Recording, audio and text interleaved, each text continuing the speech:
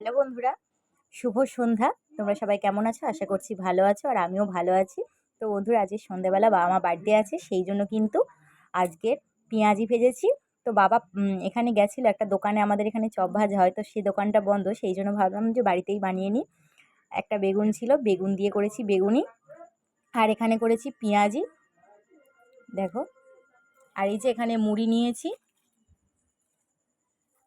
মুড়ি দিয়ে পেঁয়াজি বেগুনি, আলুর চপটা একটু ঝামেলার ব্যাপার, ওই জন্য। আর এই যে লঙ্কার চপ, শেষে বেসন একটু বেশি ছিল, সেই জন্য নরম তো বেসনটা, ওই জন্য লঙ্কাটা দিয়ে এরম করে নিয়েছি।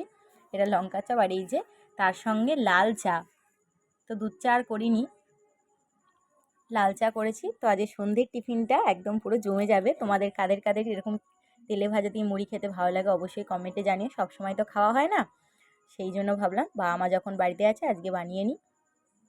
তো চলো বন্ধুরা, টাটা।